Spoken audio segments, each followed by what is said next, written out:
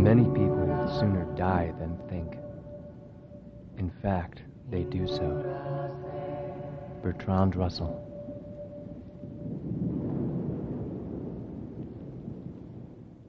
Edgar Mitchell, former astronaut who walked on the moon in 1971 during Apollo 14, has since become a major public advocate in the growing worldwide UFO movement. He speaks at UFO conventions all over the world. In a 1998 London Times News article, Mitchell is described as believing that aliens have landed on the Earth, and he has intensified his campaign to persuade Washington to acknowledge life beyond our skies. Mitchell argues that life is almost certain to exist on any other planet with a supportive environment. Some physicists, he points out, now believe it is possible to actually travel faster than the speed of light. He is 90% certain that many of the thousands of UFOs recorded since the 1940s belong to visitors from another planet. Although some have been delusions and others natural phenomena, too many remain unexplained, he said. This suggests there are humanoids manning craft which have characteristics not in the arsenal of any nation on Earth that we know of. This is very alarming, he said. Edgar Mitchell holds a PhD from MIT and stands to be a perfect candidate in this particular NASA UFO investigation. Mitchell says his research, including conversations with people who have worked in intelligence agencies and military groups, have convinced him that the American government has covered up the truth about UFOs for 50 years.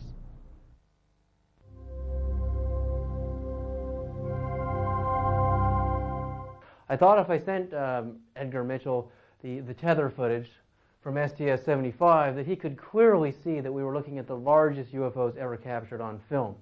I wrote Apollo 14 astronaut Dr. Edgar Mitchell in October of 1999. On November 24, 1999, Edgar Mitchell wrote me the following letter. David Sarita, yes, I have received your film and reviewed it and the info package you provided. I see utterly nothing about the tether incident that is particularly interesting. If there is more revealing footage, then I will look at it.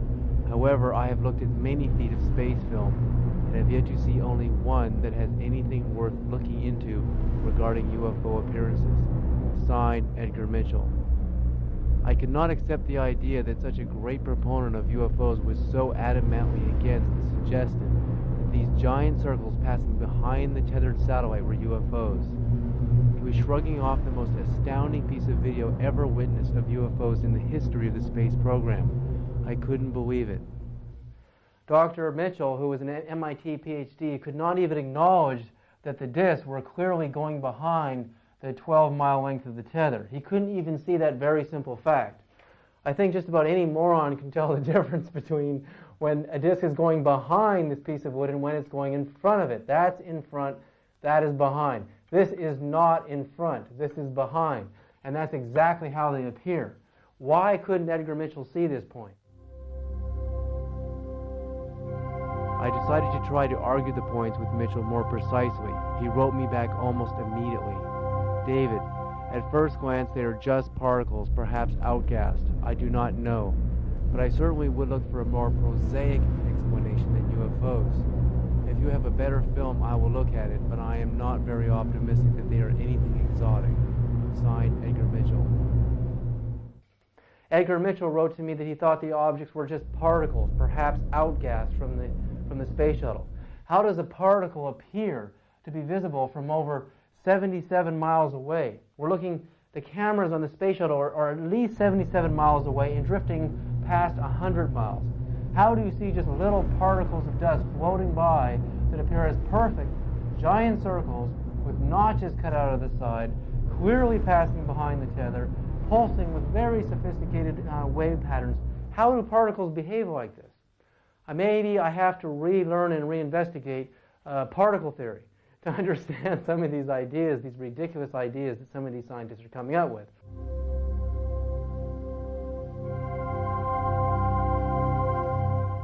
He wrote me back the following letter on December 3rd, 1999.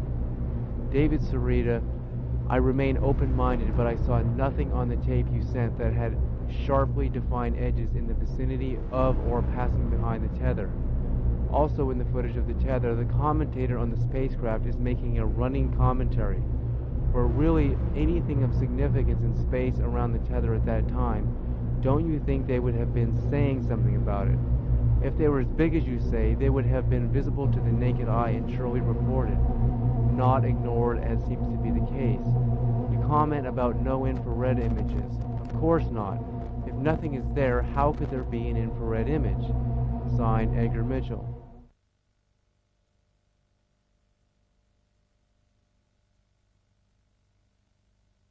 The first point that Dr. Mitchell makes here is that I saw nothing on the tape that had sharply defined edges in the vicinity of or passing behind the tether, reveals that he is ignoring just how defined the edges of these huge discs are and how sharply defined they are as they travel behind the very clear edges of the tether. More precisely about the tether, we remember the Huntsville, Alabama NASA operator asking the crew, and how wide does that tether appear to be? It seems to resemble a much wider strand than we'd expect. Can you describe which way the satellite is visible on that strand? The 12-mile-long tether cable was only a tenth of a centimeter in thickness and should not have been visible from over 77 miles away. There was no answer to why it appeared so thick because the shuttle astronauts did not know the answer then. But on Wednesday, February 28, 1996, of the NASA STS-75 Day 7 highlights, they recorded the very reasons as the scientists report that they can measure sunlight-induced electrical charge on the tether and satellite as it moves through the daylight and night portions of its orbit around the Earth. Because the tether was charged with energy constantly by the highly charged particles in space and from the ionosphere, it produced a magnetic field around it which became sunlit and very visible.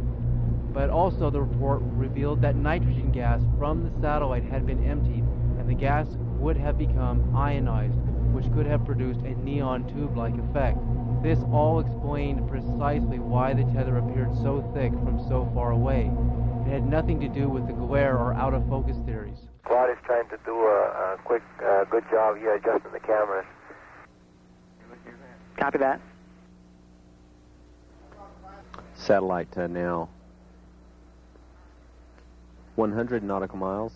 Charlie, completely unzoomed, and you see the full extent of the tether. I try to adjust the focus, but I can't get better than that. Okay, Claude. Thank you. I'm going to zoom in now. So precisely, the UFOs can be seen passing behind the thickness of the tether's sunlight-induced electrical charge and ionized gas. The light shining off of the tether and the energized field obscures the light shining from the UFOs precisely because the UFOs are passing behind the tethered satellite. These are all facts that Dr. Mitchell was unaware of. This view showing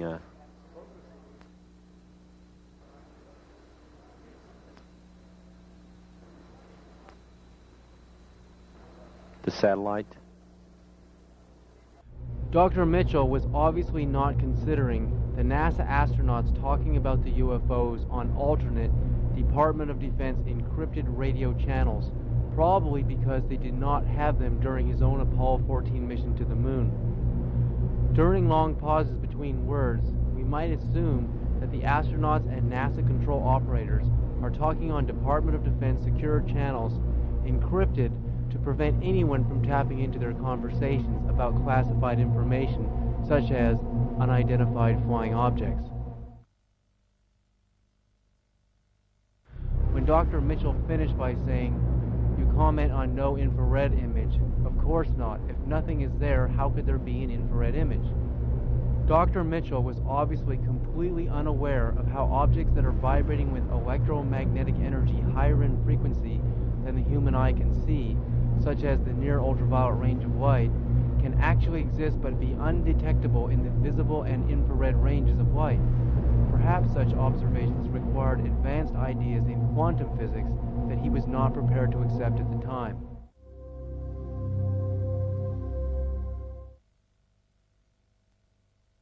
On February 18, 1999, I received the following letter from Dr. Joseph Knuth III. Dear Mr. Sarita, I did look carefully at the video you sent, and I really must apologize to you for not replying sooner. The objects that were on the video appear to me to be floating debris from the cargo bay of the space shuttle. These objects often appeared to be fuzzy because they got quite close to the camera and were often out of focus." End quote. The test that you just saw, I showed the video camera here on a tripod, and I held a set of keys only 4 or 5 inches away from the camera, and you could see that they were very in focus. In the background, somewhere around 100 feet away, was the tree that you saw. The point that Dr. Knuth makes about the video cameras on the space shuttle, that objects as they got close to the camera appeared very fuzzy and became out of focus, and some disappearing altogether, doesn't seem to really hold up here, because video cameras don't actually work the same way optical cameras do. A regular 35mm camera, as you're focused on a distant object, as objects come close to the camera, they get very fuzzy. In fact, they can disappear altogether. But it's not the case with video cameras that have CCD imaging chips inside of them that actually process the images in a very different way than 35mm cameras do. We have to assume, and from studies I've made into the video cameras used on the space shuttle, that they're very high-tech, very high-quality cameras. Many of them are off-the-shelf cameras, but they're retrofitted with more advanced chips inside of them, and also image intensifiers and special filters. So the camera that we just did the test on was a very high-tech camera, but certainly you can imagine that what they're using on the space shuttle is even better. So why, in this scene that we just did, do a pair of keys appear so crisp and so sharp and in focus at the same time we're focused on a very, very distant object? It seems to defy the explanations and reasoning Dr. Knuth gave as to what we were seeing on the tape. James Oberg came up with excuses about what we were seeing. He couldn't acknowledge that the objects were going behind the tether. He just ignored the facts, the simple facts. He tried to say that what we were seeing was an optical illusion produced by the CCD in the video camera. He's trying to say that as these objects came near to the camera and they got close, they produced this fuzzy orb called an airy disk. When an object gets too close to a video camera or to a lens in a 35mm camera, for example, it just basically produces a very fuzzy and very soft light. It's very translucent and in some cases barely even detectable. They basically look like this. Sometimes they have a little black hole in the middle, just like our alleged UFOs do, and you get a very fuzzy kind of cloudy light around them. But all of the light is out of focus. So I can understand how he could make an assumption like that. But also with an airy disk phenomena, you would also never get a clear, very distinct line. When we see the UFOs going behind the tether, the line and the crispness on the line on the tether is so straight and so perfect, suggesting again that everything is in focus. When I demonstrated the test on the camera earlier, where we passed a set of keys very close, within 4 or 5 inches of the camera, while the camera was focused on an object far in the distance, we noticed that the keys were very much in focus. There was no airy disk around the keys. We didn't get an effect like this. We had keys that were perfectly in focus while the tree in the background was also in focus. So what was James Oberg trying to tell me?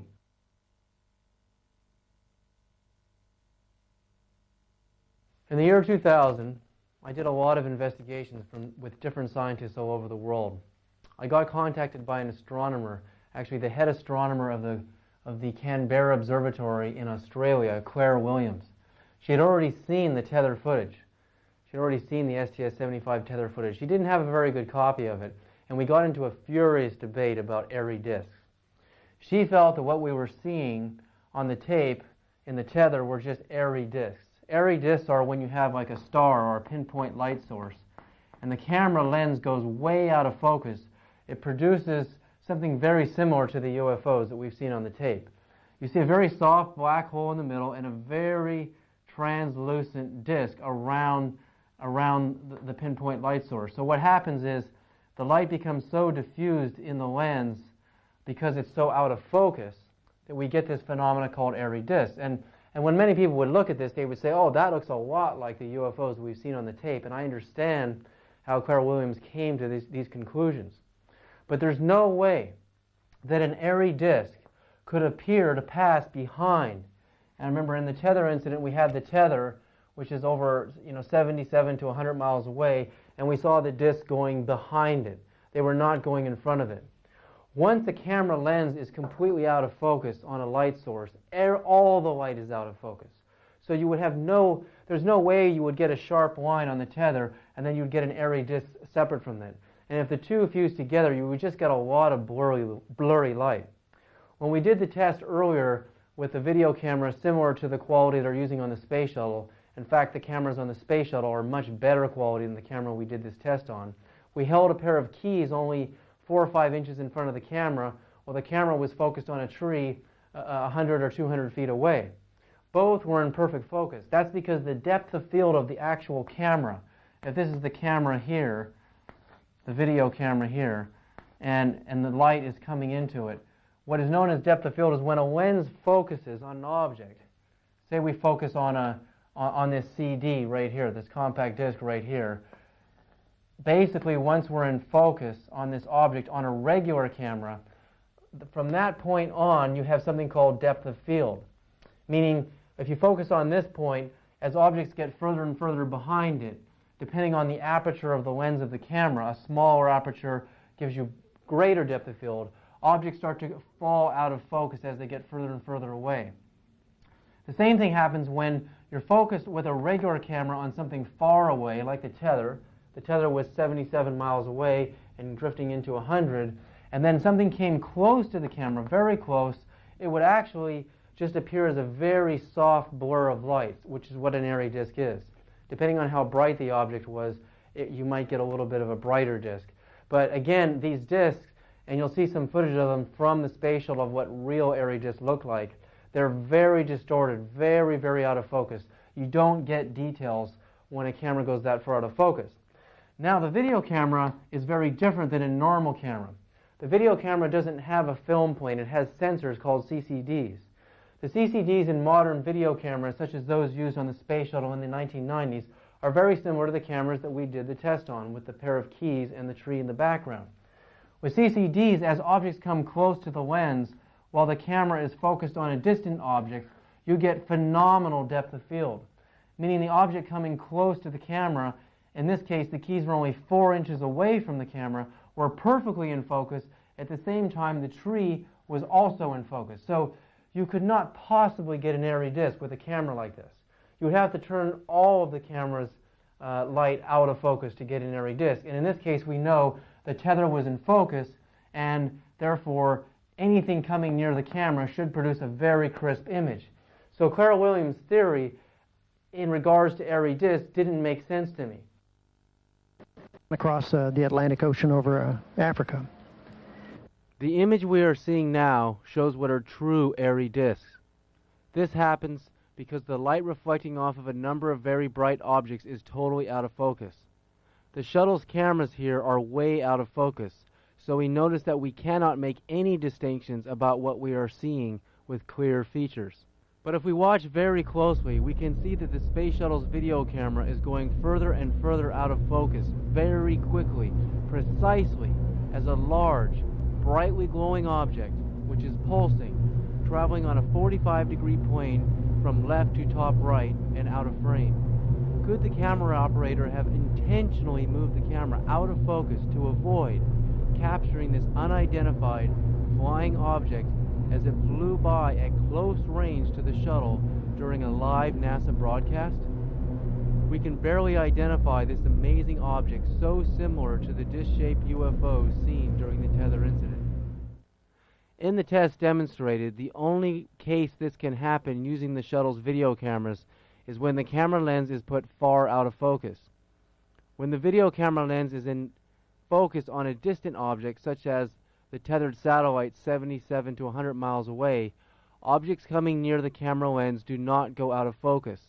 Therefore, they simply cannot produce airy disks.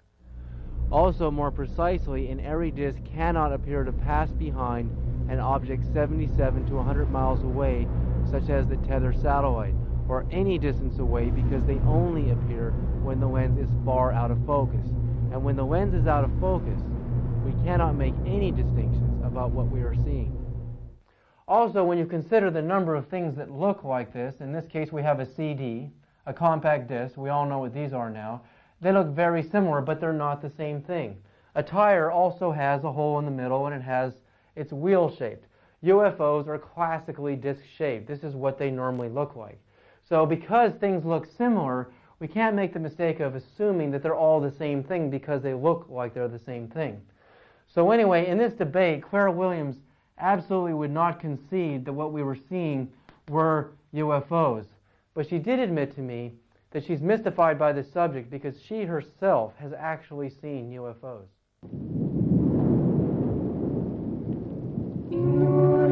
A new scientific truth does not triumph by convincing its opponents and making them see the light, but rather because its opponents eventually die and a new generation grows up that is familiar with it. Max Planck, the godfather of quantum physics. Why was this investigation on NASA UFOs moving into quantum physics?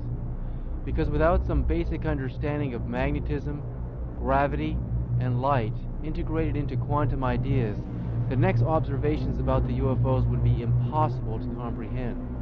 We were about to study phenomena that only quantum physics could explain.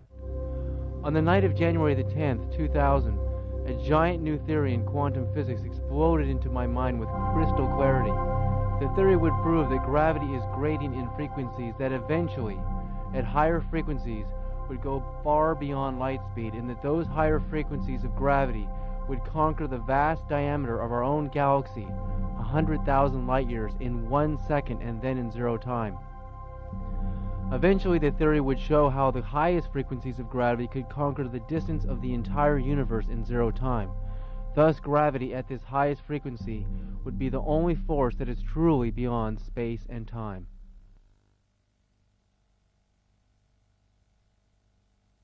A brand new theory in quantum physics exploded into my mind with crystal clarity.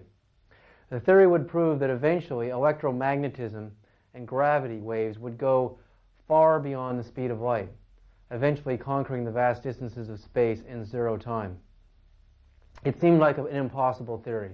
Einstein said that nothing can move faster than the speed of light. Nikola Tesla, who preceded Einstein, the inventor of the alternating current generators, radio, and over 100 other U.S. patents, said that energy waves were vibrating many times faster than the speed of light in the higher ethers, and that eventually those waves slowed down to what we now know the electromagnetic spectrum and became visible light waves. He did experiments that actually proved his hypothesis, but his theories were ignored as the world was heralding Einstein as a great genius. Einstein put the limit on us of light speed, and there was just no way in my mind I could accept the idea that extraterrestrial civilizations would travel as slow as light speed from 4.3 light years away from Earth, Alpha Centauri A and B, and Sirius A and B stars 8.7 light years from Earth. That was too long to take a trip to go find out who your neighbors were. There must be something called beyond light speed, and it must actually exist, and these UFOs must be utilizing energy technologies and propulsion systems that allow them to break the speed of light. Before I actually looked at the waves that were pulsating from the UFOs, I actually had this new theory in physics. And the theory doesn't go against traditional wave theory. It's a new way of looking at waves, in a way that is not contradictory at all to the formations of our own galaxy and our own universe. Traditionally, waves, as we saw before, were looked at on their side, and as they oscillated faster and faster and faster per second, we saw an increase in energy. It was Max Planck, the godfather of quantum physics, who said, and I quoted him earlier, that energy was equal to the frequency of the oscillation of a wave. The H really stands for 1 hertz. So 1 Hertzian wave, one oscillation of a wave represented 1 hertz. Later, the H in Planck's formula became known as Planck's constant, which became identified as a quanta of photons. But actually, Max Planck didn't really believe in photons. He believed in waves. It was Einstein who came along later criticizing Max Planck and saying that really there were photons, there were mass particles. And we discussed earlier how we went from E equals hf as the main theory in physics to E equals mc squared, mass times the speed of light squared. So Today, both theories are actually respected, and more people are leaning towards observations in quantum mechanics, in quantum energy. What I'm about to show you is an absolute breakthrough in wave theory. It will appear very simple as I explain it, but in the outcome, you'll see how we actually break the speed of light. I call the theory gravity beyond light speed theory because looking into the core of a galaxy, looking at a galaxy, I finally understood what was going on. If a galaxy was working perfectly and created the largest amounts of energy in existence known to science, then there must be something about the galaxy that could reveal to us how we could reach these tremendous levels of energy required to go beyond the speed of light. So looking at a galaxy, I felt I understood it for the first time.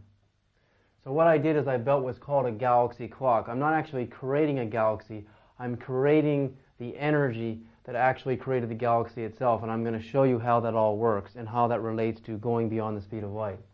So the first thing I've done is I've used the distance that light travels per second as 1 inch on the galaxy clock. Light travels 186,282 miles every second. It's constant.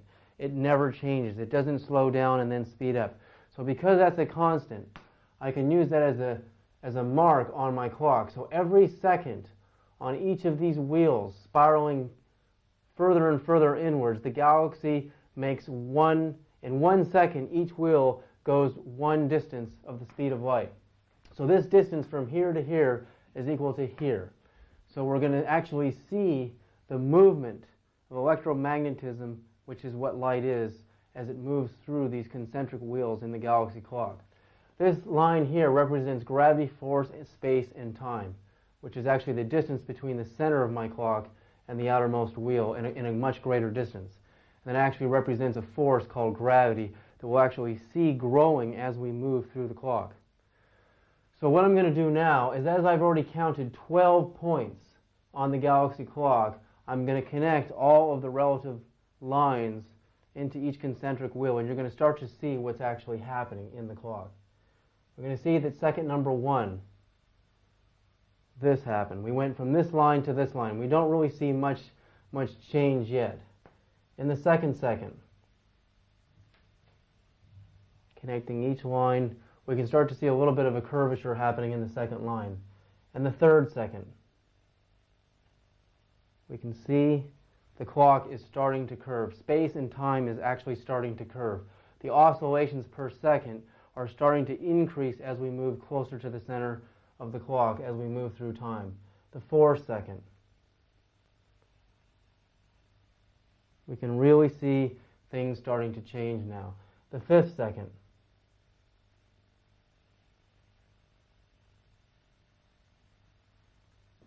and the 6th second.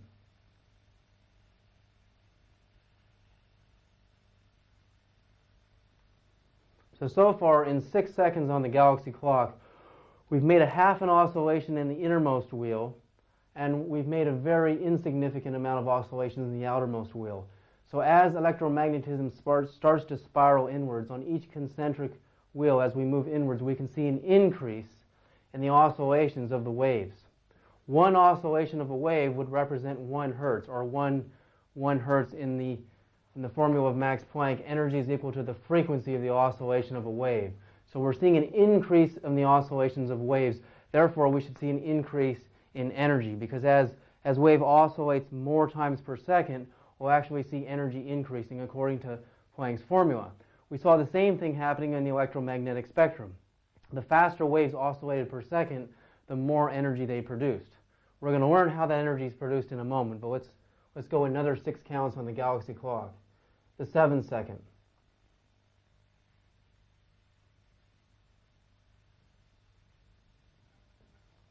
The 8th second.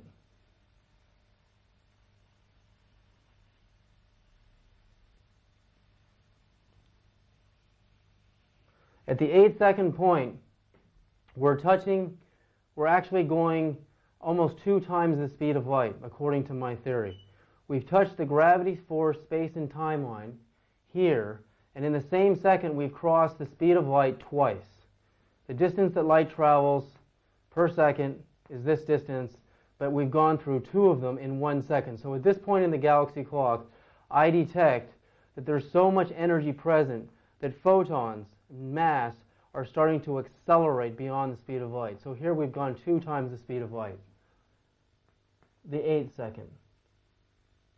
The 9th second, actually.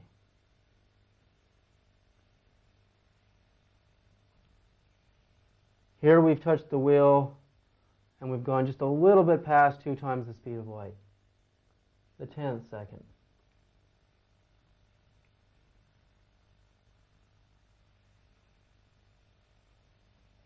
All the way to here, we've almost gone 2.5 times the speed of light on the 10th second in the innermost wheel.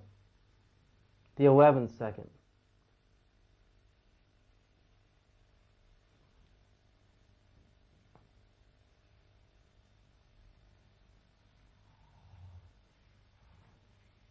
Three times the speed of light in the innermost wheel. And the 12th second.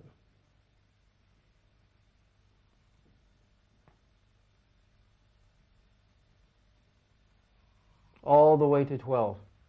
So at this point, we can start to see the formation and the beginning of what looks like, at the 12 count position here, the spiral arm of a galaxy.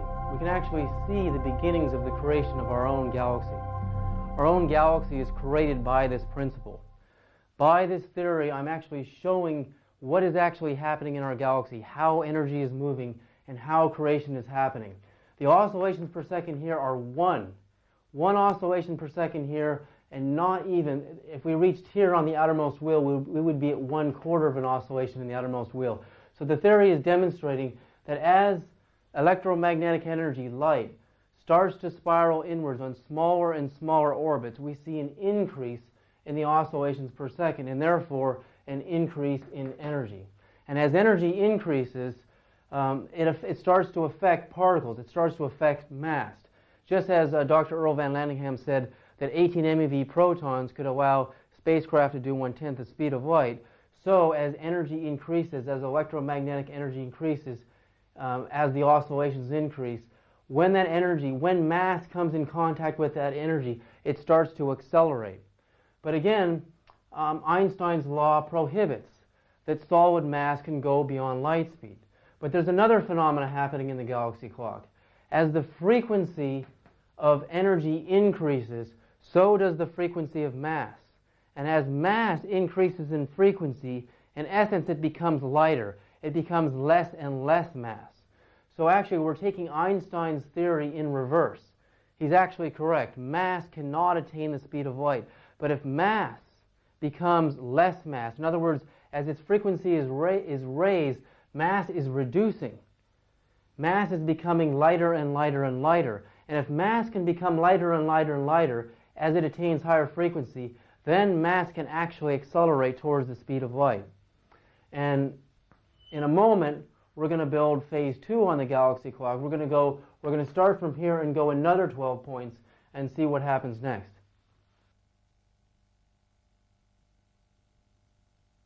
So now we're going to look at phase 2 of the galaxy clock. We're going to see an even further increase in the oscillation of waves as we evolve in this clock. So we last left off at the 12 count position, and we had already broke the speed of light. The frequency of electromagnetism, or gravity, the gravity force space and time line, broke the speed of light. I never changed the speed of light on the electromagnetism moving in these spirals as we moved in. On each wheel, the speed of light remained a constant. We never changed the speed of light there. What started to happen is the power and the frequency of gravity, of electromagnetism represented by this line, started to get so powerful that as we got near the center of the clock and we got to the 12 count position, that force became so powerful and there was so much energy in it that it started to affect mass. And mass, therefore, as it came in contact with these greater charges of energy, started to accelerate. So now we're going to go another 12 counts up to 24 and see what happens. I've already drawn the first line, the 13 line, and we can see what's happening there. And it takes us all the way to this point. So our wave is growing, and it's also curving more. So the 14th second. connecting all the lines at the 14th count on the galaxy clock. We come to the 14th count right here. The 15th second.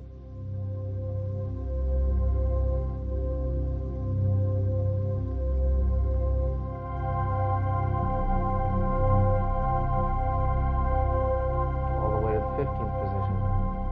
The 16th second.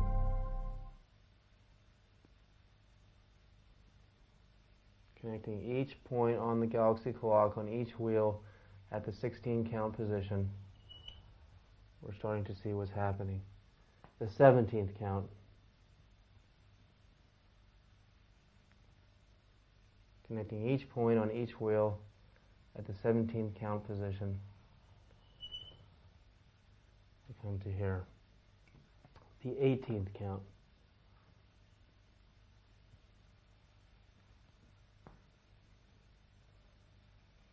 Connecting each point on the 18th count position. And the 19th count.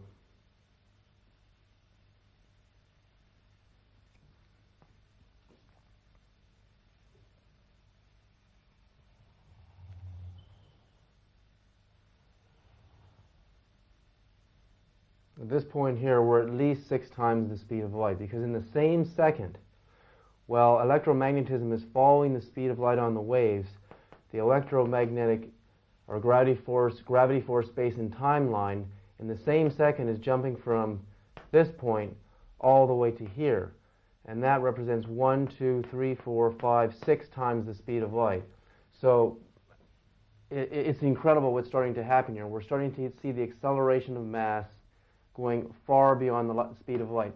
And one of the things that happens as photons, as any mass in this high-frequency wave state starts to accelerate past the point of light, we're starting to see what's going to happen and what is representative of a black hole in the center of our galaxy.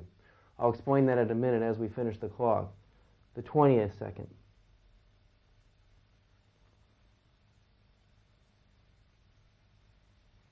Connecting all the points.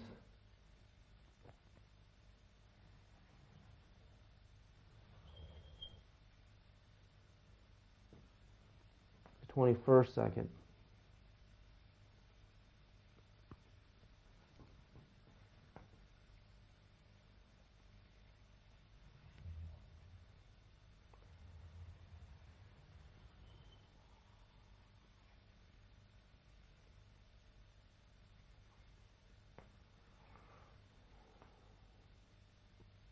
And the 22nd second.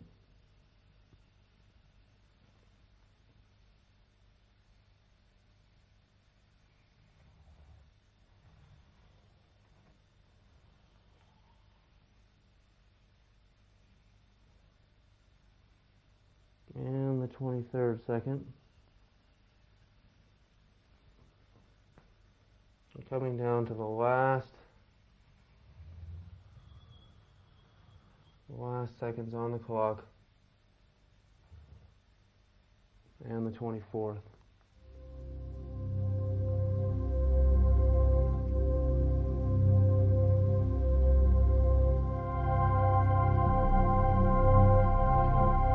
Starts to happen here is the oscillations here are increasing so much.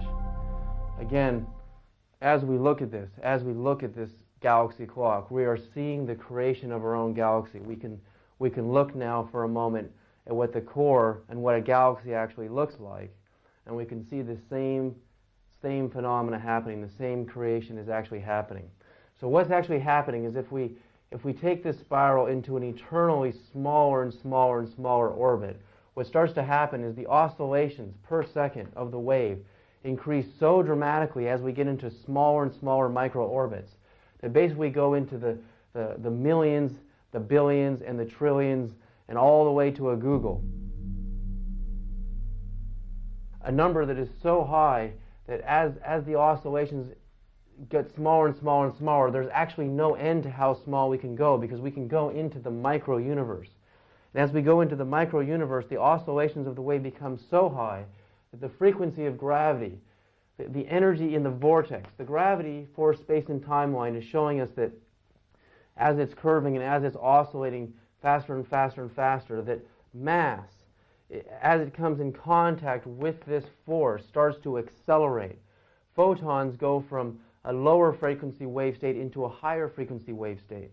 For example, in the radio spectrum, as we looked at the electromagnetic spectrum earlier, the lowest part of the EM spectrum that we know, waves are oscillating at around 1,000 times per second. By the time you get into visible or even radio frequency, you're at 1 million times per second. A wave is oscillating 1 million times per second. That means over a distance of 186,282 miles, if we had a wave that long and we coiled it, it would oscillate 1 million times in the frequency of radio. In microwaves, you're oscillating 1 billion times per second. And by the time you get into infrared, you're at 1 trillion times per second. So when we get into the visible light spectrum, we're operating and oscillating at numbers that are so high in frequency.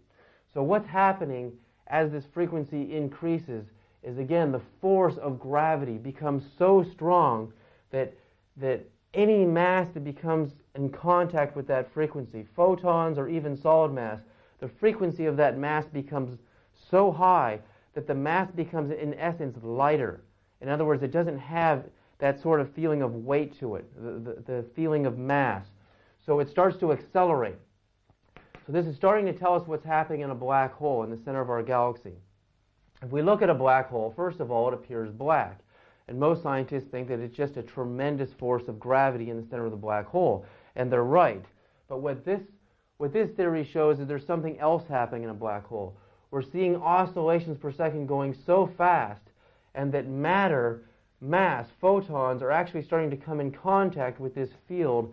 And at this point, which is known as the event horizon in a black hole, matter is accelerating beyond the speed of light. And if matter accelerates beyond the speed of light, and we view the universe, we take pictures with cameras, when we look at a black hole, you can't see anything because it's oscillating faster than the wavelengths with which we see light with our brains. So we get a void. A picture of a black hole shows it to be black because it's oscillating too fast. It's going beyond the speed of light, so therefore it just appears black. If really we had cameras and wavelengths in our brain capable of seeing into higher frequencies and energies, a black hole would actually be luminous. It would just be a greater increase of energy, according to this theory. So as we get smaller and smaller and smaller in the orbits, the oscillations per second start to go into numbers that the highest number ever counted is a googol. A number per second that we can't even imagine. So at that point, if we could make a spacecraft that could oscillate with energy vibrations anywhere near this point, we would see that spacecraft be capable of producing energies that could allow it to conquer the speeds of light. So what does all this have to do with the UFOs? What does this have to do with the UFOs in this investigation? Well, it wasn't going to be clear to me until a month later, after I had this discovery, that I actually took pictures of the waves that were pulsating off of the UFOs in the STS-75 tether incident. I actually slowed the video down frame by frame, and I took pictures off a TV monitor to actually look at the waves themselves. I really had no idea what I was going to find. But before we go to there, I'm going to explain a few more things about the gravity beyond light speed theory and how this model is not only showing us what's happening in our galaxy, but also is showing what's happening in our microuniverse. In theory, this is just a theory. It's a theory on paper. It would have to be demonstrated and proven to be correct. One experiment done by a physicist named Dr. Randall Mills at a company called Blacklight Power, if we go into the microuniverse, assuming that on my galaxy clock here, the distances I'm using, the size of this clock is about 6 million miles across, which is not actually that large in comparison to even our solar system.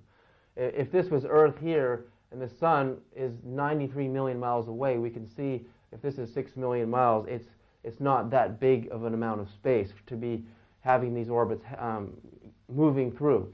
But assuming we're getting way into here, and this is the size of an atom, and this is the proton in the middle of the atom, and these orbits here are layers in which an electron orbits around the proton. The hydrogen atom has one proton and one electron. And we all know that hydrogen is a source of fuel and is a source of energy. Dr. Randall Mills took, using a chemical process, actually shortened the distance between an electron's orbit in a hydrogen atom. In other words, if an electron was orbiting here, he caused it to jump to, say, here. What would happen if we could change the orbit of an electron from here to the energy in a hydrogen atom? According to this theory, the answer is obvious.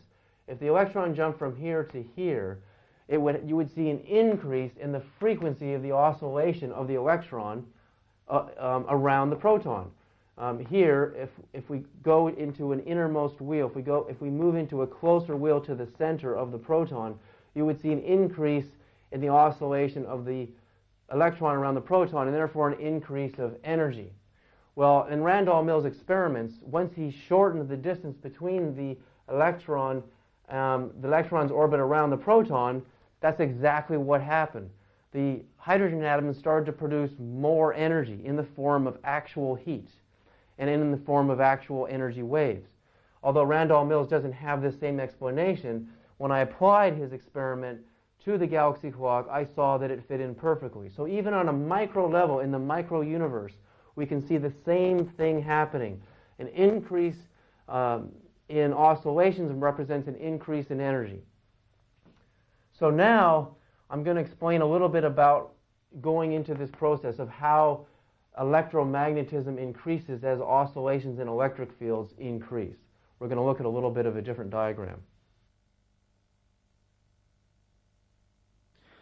The evidence of magnetism increasing as oscillations of photons, which are just electromagnetic waves, can be demonstrated in part by the properties of an electromagnet. If we take a conductor rod such as copper or steel, and we wrap windings of copper wire around the conductor and run an electric current through the wire, the conductor rod turns into a magnet. This is because as electromagnetism through the wire oscillates around a nucleus, the conductor rod, energy in the form of magnetism, gravity, is produced in the vortex. The energy in the form of magnetism produced is relative to the frequency with which the current oscillates through the wire around the conductor. As the number of windings of wire increase around the metal conductor rod, with the same constant speed flow of energy moving through the wire, the energy in the form of magnetism gravity increases. This is part of what is happening in the galaxy clock. As photons of light waves oscillate into smaller and smaller orbits, the energy produced in the vortex in the form of magnetism gravity is increasing. But in the galaxy clock, electromagnetism moving at the speed of light as a constant can move into infinitely smaller and smaller orbits into the microcosm even, and the frequency of oscillations per second can also increase towards infinity. Thus, magnetism gravity is also going to increase towards infinity.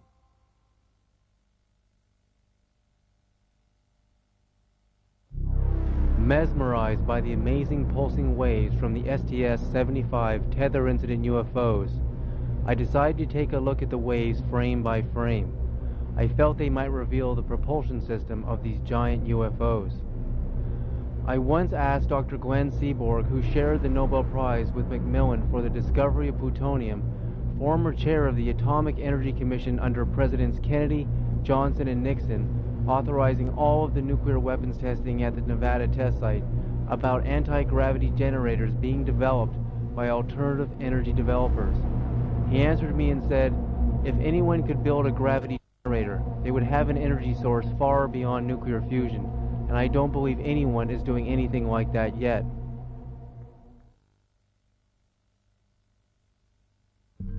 On a huge TV screen with a flawless S-video VCR, and with the help of Steve Okerlund, an amazing zero-point energy scientist, we identified and freeze-framed the first pulse of the UFO as it was passing over the top of the 12-mile-long tether. We were both astounded and in such awe I could barely speak. It was a profound moment in this investigation. We were looking at what appeared to be a gravity wave with a steep spiral radiating from the UFO right out of the Phase 2 galaxy clock.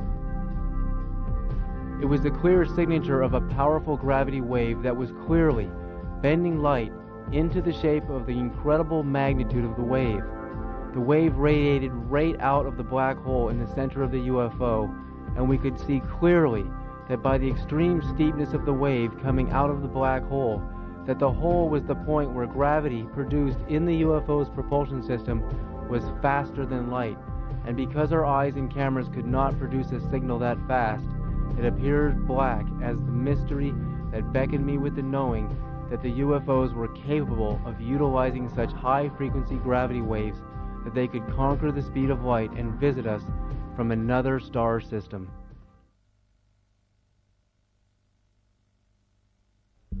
The Phase 2 pulse was equally astounding because it showed an outward pulsing ring, another phenomenon that happened in the galaxy clock when each inner ring completed an oscillation. It produced an outward moving wave, and as all the rings in the galaxy clock completed their oscillations, the wave would radiate out to the periphery of the clock. But this was also telling me that the extremely high-frequency magnetism gravity produced in the center of the UFO's gravity generator was being distributed throughout its mass. There had to be a reason for this, I thought, but was this the UFO's propulsion system? The Phase 3 pulse was showing the ring moving back towards the center as if to see the galaxy clock moving in the opposite direction. Perhaps they alternated their pulses in time forward with time reverse, and there was some reason for doing this. Perhaps this prevented the high-frequency pulsing energy from dissipating and keeping the mass of the UFO in a high-frequency wave state. I really believe that the answer to our future space program was staring at us with a clear signature from a most profoundly advanced extraterrestrial civilization. But who were they? The answer would take more time.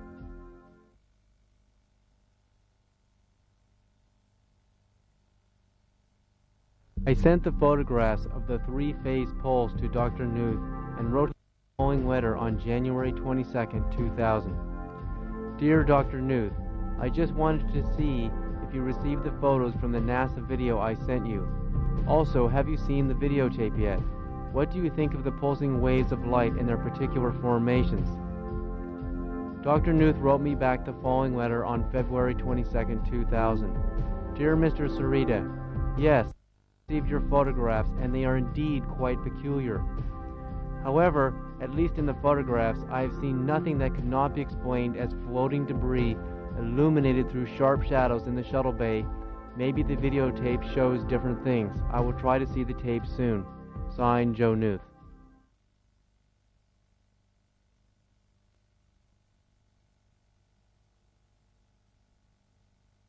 In the year 2000, I read on the cover of an old issue of Discover magazine from August of 1998, was Einstein wrong?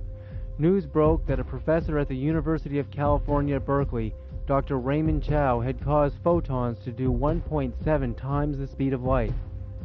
Dr. Chow did an amazing experiment using atomic clocks to measure the speed at which photons traveled through normal space at the speed of light, and next to this, he ran photons through a quartz glass barrier, and they actually tunneled, he said, through the barrier at an astounding 1.7 times the speed of light.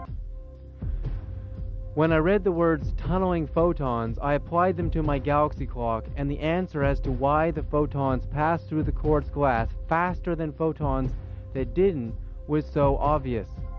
The tunneling photons, which were just electromagnetic waves by my new theory, tunneled in such microscopic orbits that the magnetism gravity produced in the vortex produced more energy than required for photons to do light speed.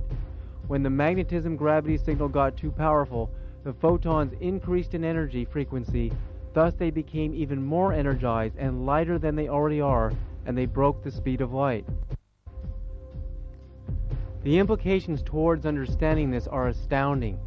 Because the energy required for photons to move at the speed of light is a fixed number, and we can now see in the galaxy clock that gravity is increasing towards infinity, the magnetism gravity will eventually conquer the point where the energy of gravity will be greater than that needed for photons to move at the speed of light.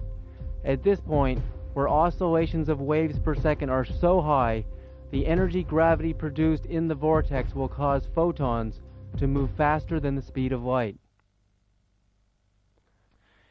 Increase in oscillations of photons, light waves, causes an increase in magnetism gravity.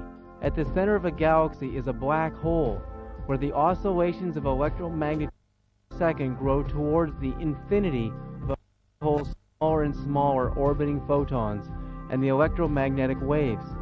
The smaller and smaller orbiting photons are producing greater and greater increases in gravity at the center of the black hole.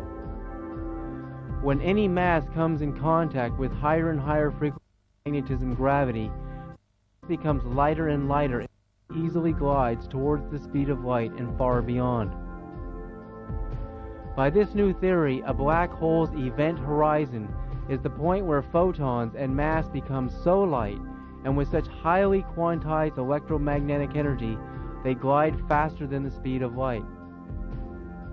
The event horizon merely appears black just because as photons and mass are accelerating beyond light speed, and we cannot see anything moving that fast, the signal appears void because we can only see events in what I now call relative light speed time. Canadian scientist John Hutchison is the discoverer of what is now known as the Hutchison effect. I met with him in the year 2001 to learn about his work and to show him the galaxy clock and gravity beyond light speed theory. His work demonstrated the principle perfectly. He was the first scientist to change the frequency of mass from a low 7 to 8 Hz wave state to a higher frequency. He did this in an amazing experiment where he bombarded a 75-pound cannonball with high-frequency waves produced by Tesla coils, radio waves, and Van de Graaff waves. As the 75-pound ball absorbed the high-frequency magnetic waves, its mass became lighter, and so light that it actually started to levitate. If we can change the frequency of mass into a high-frequency wave state, it can eventually turn into a form so light that the energy required for propulsion for a spacecraft would reduce or become more efficient and allow us to experience less and less inertia, therefore experience less g-force in spaceflight. If mass could become so light that it became as light as a photon, mass or spacecraft could attain the speed of light with very little energy in the form of actual propulsion. If mass or spacecraft could transform into such a high-frequency wave state that it went far beyond the frequency of waves in the visible light spectrum, mass or spacecraft could become invisible. Higher yet, mass or spacecraft could break the speed of light. Now it was very clear to me how the UFOs were traveling beyond light speed. They were pulsing their spacecraft with such high-frequency waves of energy that the spacecraft reduced its mass to the point that it became so light, lighter than a photon, and when mass becomes that light, it takes so little energy for it to move at the speed of light and beyond. The answer to how we could propel ourselves to the stars was being transmitted to us in the form of a gravity beyond light speed energy wave, the very signature to how a spacecraft could break the speed of light and visit us from outside our own solar system and possibly from one of our nearest stars.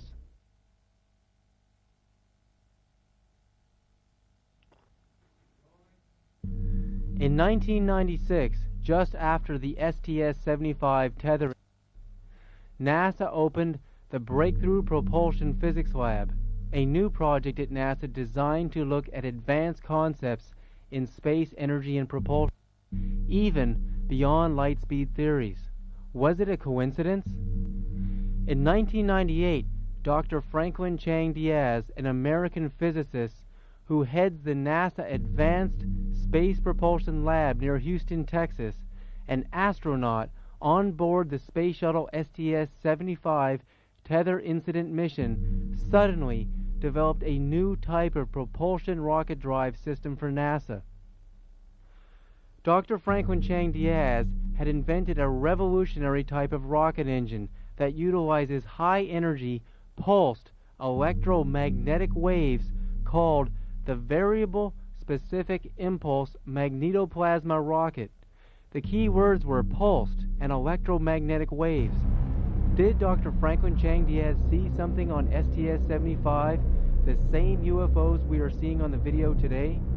Was he trying to reverse engineer the kind of physics that he thought he was seeing radiating from the UFOs?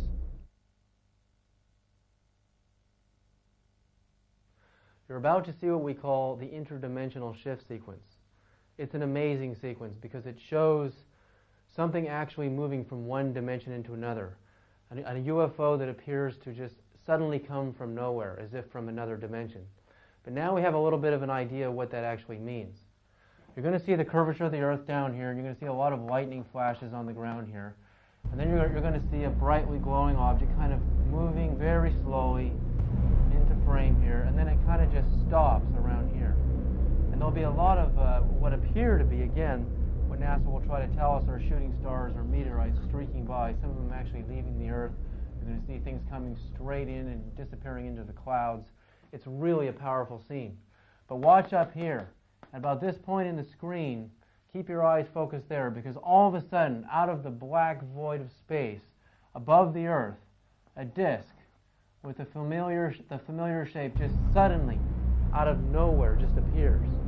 How did this happen? The space shuttle's actual cameras, the black and white cameras that we're looking at, can see into the near ultraviolet, a frequency of light that humans can't see because it's too high in energy.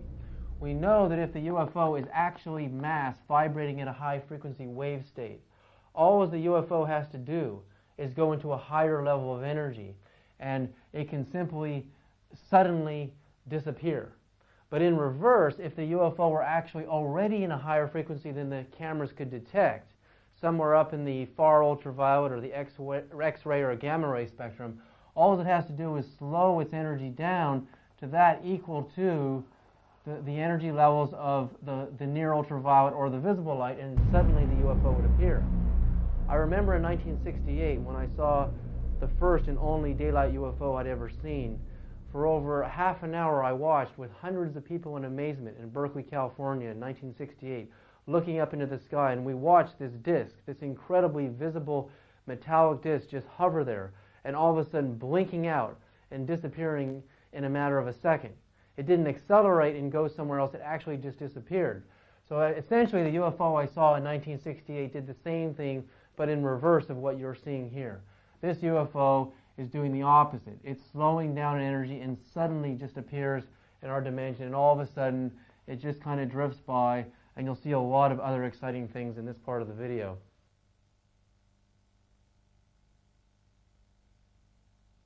As the space shuttle is moving in a prograde orbit around the Earth at 18,000 miles per hour, seen moving from right to left, we can now see a large, disc-shaped, unidentified flying object accelerating from the lower right beyond the speed of the space shuttle.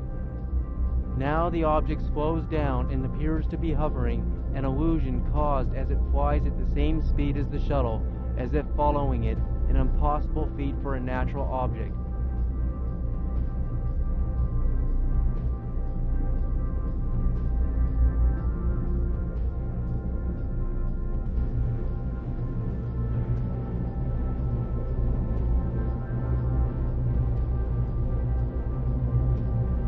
We see lightning flashes down on the ground and objects moving in all sorts of different directions down below.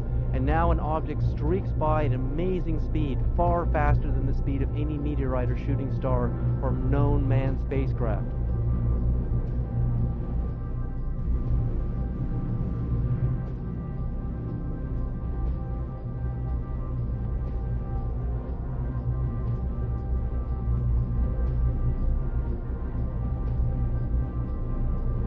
Now in the center of the screen, we can see an unidentified flying object suddenly appearing, giving off a tremendous luminosity as it appears to be moving from the higher dimension of energies into a dimension where the visible wavelengths of the camera could observe its light. As we now understand the electromagnetic spectrum, and that the human eyes can only see the visible light spectrum, when an unidentified flying object moves from an energy dimension into our visibility, it is clearly changing frequency of its entire mass from a purely quantized energy state and lowering it to a level of energy where we can actually observe it. This demonstrates that the UFOs are capable of altering the frequency of their mass and their craft from solid mass into pure energy and light, and thus can attain the speed of light.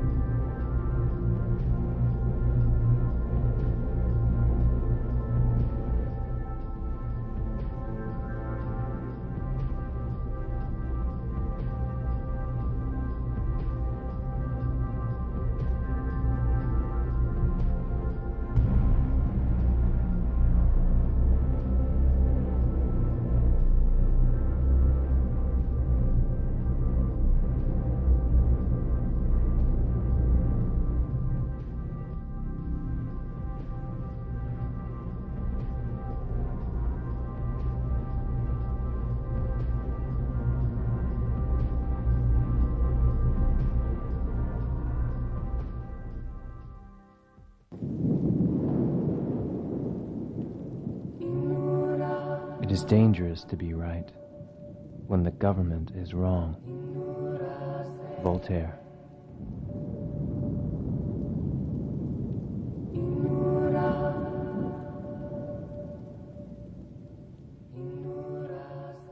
The ancient megalithic ruin Stonehenge, believed to be constructed by the ancient Druids in approximately 2900 BC, embraces the midsummer sunrise and beckons the stars above on Salisbury Plain, near Wiltshire in southern England.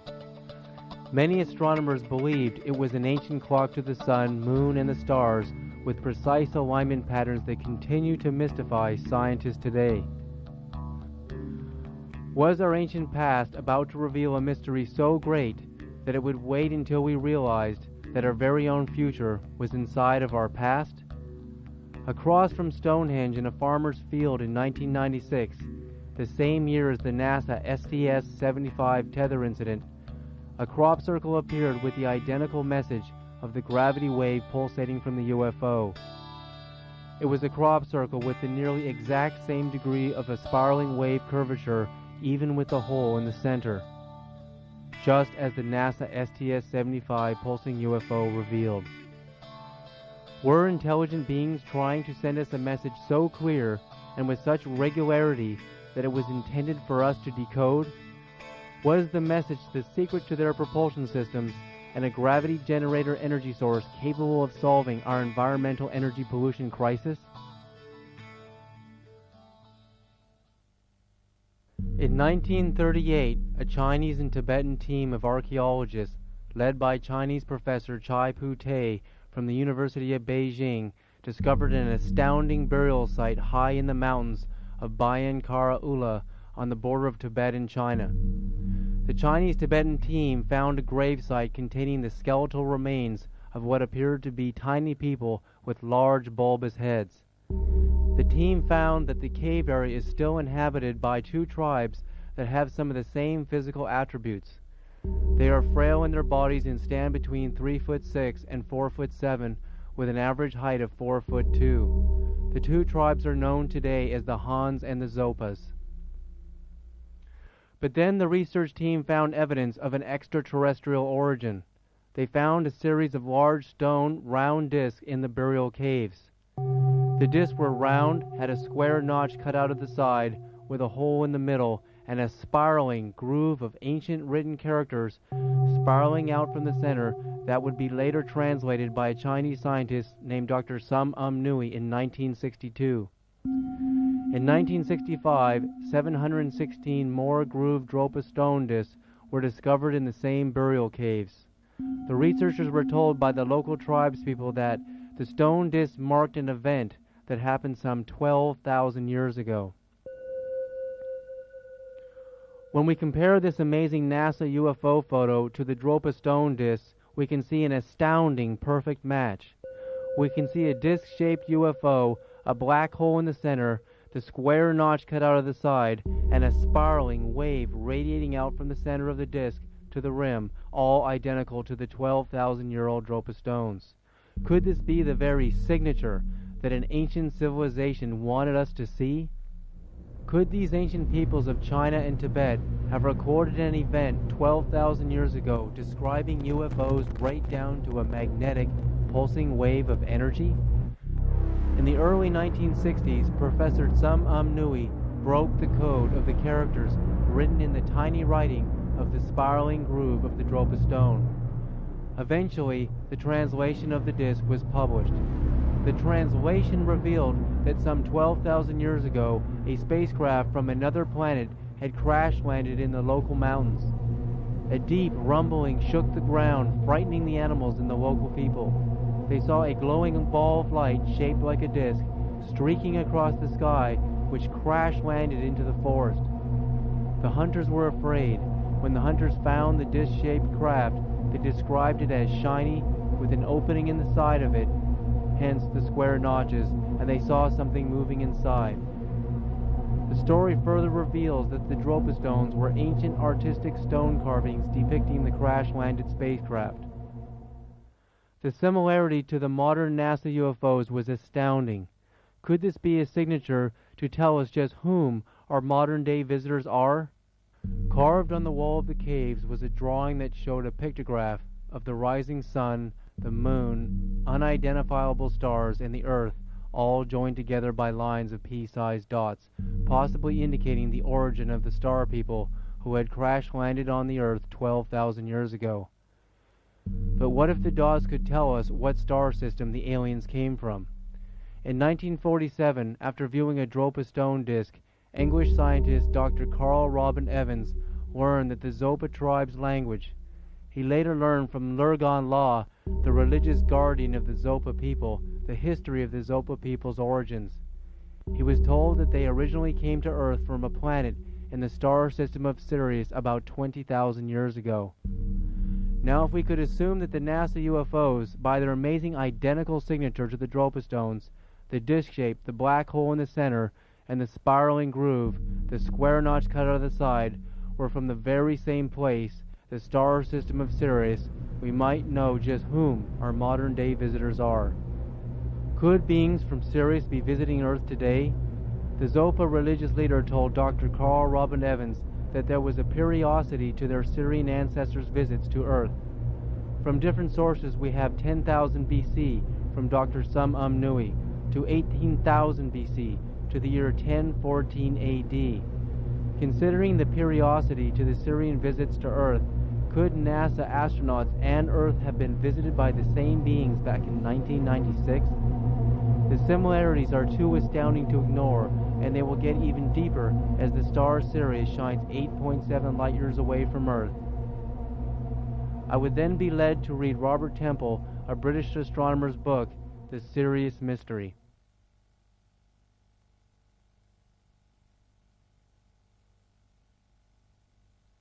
An obscure tribal people of Mali, northwest Africa, called the Dogons, isolated from the outside world for countless centuries, are guardians to sacred knowledge about the star system of Sirius, knowledge that has migrated with their highest priests from pre-dynastic Egypt earlier than 3000 BC. They spoke of highly advanced astronomical knowledge of the Sirius star system. The Dogon priests actually had maps of the star system of Sirius. Long ago, they actually said Sirius had an A star and it had a B and a C star. And both the B and the C star would revolve in an elliptical orbit around the main star every 50 years. So you would have a 50-year orbit of the B and the C star. At this point in time, we had only seen the B star. And when Robert Temple wrote his book in 1972, he didn't know anything about the evidence of actually finding the C star. So at this point, it seemed like a myth. No one really knew if these Dogon priests were accurate with modern astronomy. But in 1995, two French astronomers actually detected the existence of Sirius C. And when they did their measurements on it, they actually found that both B and C did indeed have an elliptical orbit around the star system of Sirius every 50 years, precisely as the Dogon priests had told. Also, in 1997, the same two French astronomers detected planets orbiting around the stars in Sirius B and C. So this would indicate the possibility of life. that beings could actually come from there. So if the Dogons were accurate about all this other information, and it wasn't just some sort of ancient myth, then perhaps they were even accurate about what they also knew about the very beings who came from the star system Sirius. The African Dogon tribe's priests prophesied the return of the Syrian gods and goddesses to Earth, whom they call the Nomos. They say the return of the Nomos will be called the Day of the Fish, as the Syrians were known as aquatic beings, half fish and half human. If we see this African Dogon priest drawing of what ancestral knowledge says the ancient Nomos looked like, we can see the image of a spacecraft attached to a large fishtail, an image that beckons us with the profound symbology used by ancient peoples to describe the amphibious quality of these ancient beings from planets in the Sirius star system. Now, if we assume that these Syrian Nomo gods and goddesses were amphibious and had to travel all the way from Sirius, 8.7 light-years away from Earth, they would need water to encapsulate their bodies in while they were in deep space transit. Now, the mystery is unfolding. Robert Temple wrote in his book, The Sirius Mystery, published in 1976, we should not forget that if aquatic amphibious beings are making an interstellar voyage, they will need fresh water in their ship in considerable quantities. As this investigation began with NASA scientist Dr. Louis A. Frank's detection of water balls, the connection to Sirius was pointing towards water once again. Dr. Frank really believes these are balls of water, water balls, the size of small houses entering our Earth at a rate of 10 to 20 million impacts a year. But remember the problem that Dr. Knuth came up with. Because the water balls, there were so many of them entering our Earth's atmosphere, so many, he detected that no satellite has a chance of surviving days, let alone years, if these were actually meteors. In fact, the space shuttle, he felt should actually be struck by one of these objects. Yet he said no satellite has ever been struck by one of these objects, a fact that actually disturbed Joseph Knuth so much that he doesn't actually believe these things are water. And remember, I detected the only possible answer for that to occur would be if the water balls were going around the satellites, actually going around them, and that would detect intelligence. The ancient Dogon priests actually described the Syrians traveling in watery-like spacecraft from the star system Sirius to kind of encapsulate these half-fish, half-human gods in their transit from this star system 8.7 light-years away. Watery spacecraft, watery balls. And when we take that all the way back to Dr. Frank's discovery at NASA of water balls, these incredible water balls, so many of them, it seemed to come together. There was an amazing coincidence that I couldn't ignore. There was a distinct possibility that these water balls were actually Syrians in transit to Earth. Or even another possibility, because they were gods of water, they would be masters of water.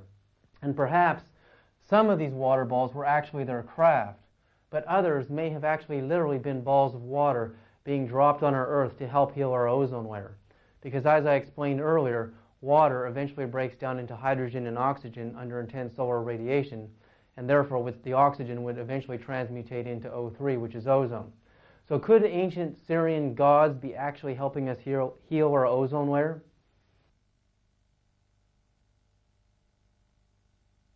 Temple further wrote that the Dogon spoke of an interstellar ship being encased in a thin metal shell probably manufactured in the solar system, which is essentially hollow, perhaps even largely empty, like a balloon, or containing water at the center, suitably insulated and heated.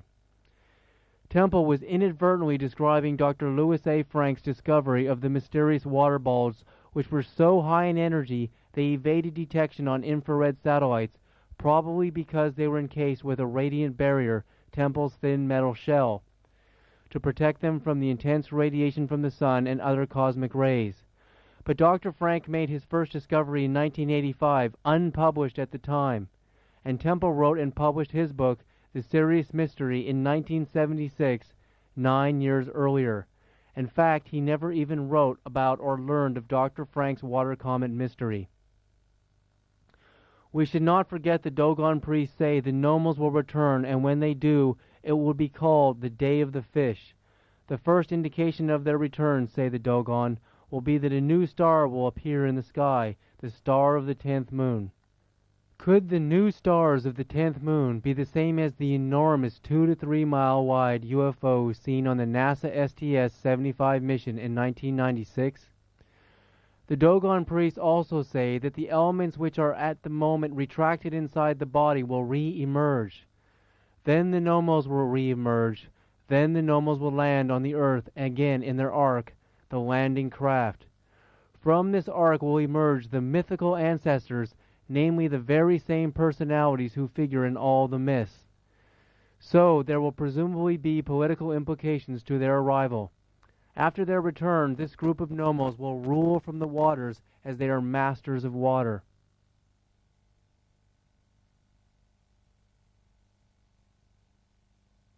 "7,000 years ago, in Babylonian mythology, there was a god named A, later called Oannes by the Greeks, who suddenly emerged from the ocean. A was a water god. He was depicted with the upper body of a man and the lower body of a fish.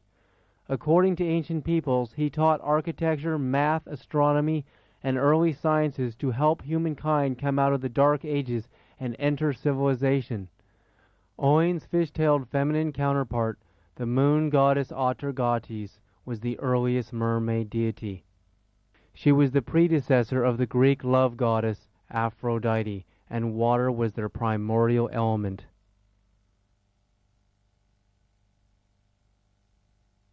Columbia and the satellite now just passing over the west coast of northern Africa. The home of the Dogon tribe, who prophesied the return of the Syrian gods and goddesses, the Nomos, was in Mali, northwest Africa. Was it a coincidence that the shuttle was passing directly over northwest Africa, their precise location during the astounding incident when the tethered satellite was swarmed by UFOs with the signature of the star system of Sirius written all over them?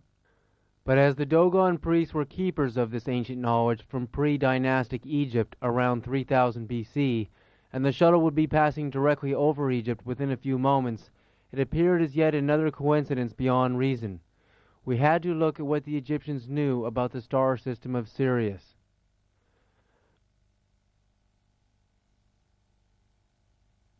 Because the Dogon tribe migrated to northwest Africa originally from Egypt in 3000 BC, we would have to look at what the ancient Egyptians knew about the star system of Sirius, and the great gods and goddesses who came to Earth thousands of years ago and brought humankind from primitive life to modern civilization. Because today we may have an indication that they have returned, perhaps to bring us to yet a higher level of civilization. In Robert Temple's book, The Sirius Mystery, we learn of the Syrian water god connection to ancient Egypt from the ancient Greek father of history, Herodotus, who studied in Egypt during his life in the 5th century BC. Herodotus details an amazing connection to Sirius and water when he recounts how the ancient Egyptians channeled large amounts of water through canals from the Nile River, called Siris in ancient times, to the many sacred temples, sites, and the pyramids themselves. The ancient kings had their own burial chambers filled with water to emulate their gods and goddesses' likeness to water. Even Khephren pyramid had a passage bringing water in from the Nile, which encircled it like an island, in which the ancients said the great Cheops lies, symbolizing the ancient god of Egypt as an amphibian. Herodotus described how the incredible maze of canals and passages bringing water to so many of the sacred temples and shrines, even the pyramids themselves, was a sight that he felt surpassed even the pyramids themselves.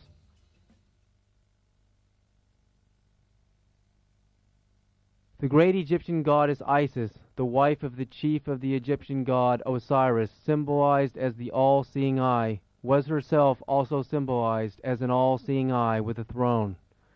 Osiris was said by one of Aristotle's companions who visited Egypt, heard of an ancient myth that Osiris could not walk because his legs were grown together.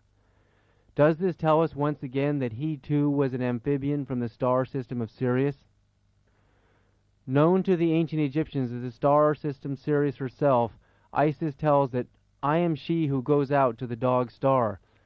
Because she is the wife of Osiris, they must both be the same kind of beings, and they must both be from the same star system of Sirius. Isis spoke of her travels to the star system of Sirius, so how did she travel there? Was she actually just visiting Earth from Sirius? Did she travel to Earth from Sirius in a spacecraft? Being a goddess of water, would she travel between Earth and Sirius in a watery spacecraft, just as the Dogons told? Both the Dogon and Isis called Sirius the dog star and symbolized it as a dog. But why? Perhaps it was because the great Egyptian god Anubis, symbolized as a half-man, half-dog god, was said to be the god of the star system Sirius by the ancient Egyptians. Anubis was also known as the god of the dead, who would guide the pharaohs and the spiritually adept of ancient Egypt upon their death in a celestial boat to their heavens in the star system of Sirius. The mystery as to what caused the water erosion around the Sphinx has baffled archaeologists since its discovery.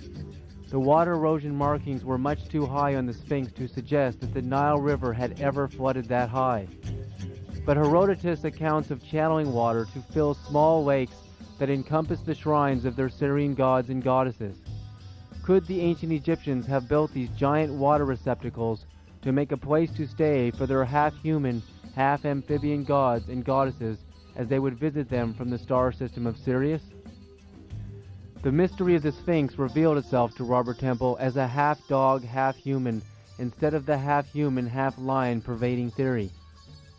Temple argues that the body of the Sphinx is too long in its torso to be a body of a lion, as lions have rather short torsos, whereas dogs have very long ones.